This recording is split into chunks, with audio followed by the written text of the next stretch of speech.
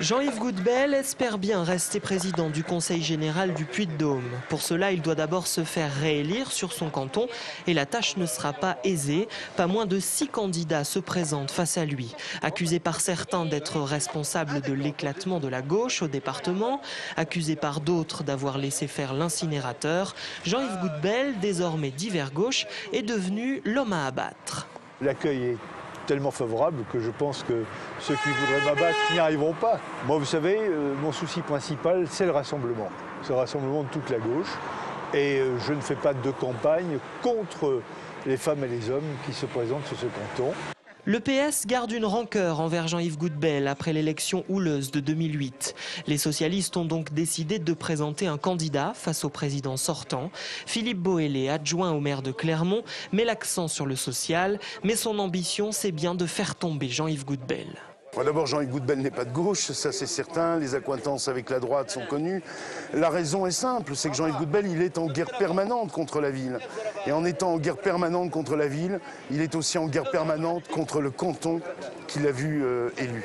Histoire d'ajouter un peu plus de désordre, à gauche, Alain Lafont pour le NPA et Yves Reverso pour Europe Écologie Les Verts ont eux aussi décidé de se présenter avec pour étendard leur opposition à l'incinérateur. L'enjeu de ce canton, c'est l'enjeu de la présence du président du Conseil général, c'est-à-dire de M. Goudbel, qu'il faut absolument battre.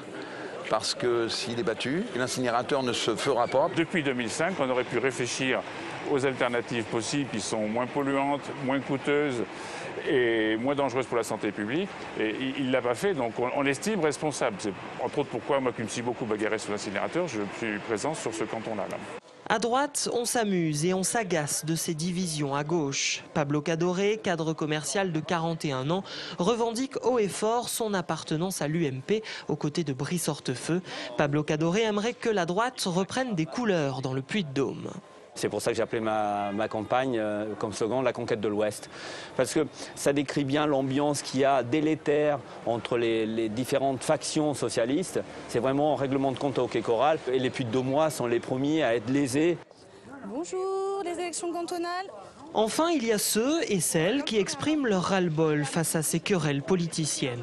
On espère vraiment que le Front de gauche pourra faire un score suffisant pour montrer que la population a envie d'avoir des élus qui s'intéressent à la population et non pas à des guerres qui n'ont rien à faire dans une assemblée. Nous avons envie en fait de participer et d'enrichir le débat démocratique, de sortir un petit peu de ce département qui tourne autour de chapelles extrêmement semblables et qui perd beaucoup de temps dans des bisbilles. Lors du dernier scrutin en 2004, Jean-Yves Goudbel avait déjà 6 candidats face à lui au premier tour. Il avait obtenu 42% des voix avant de l'emporter au second tour face à la droite avec 64%.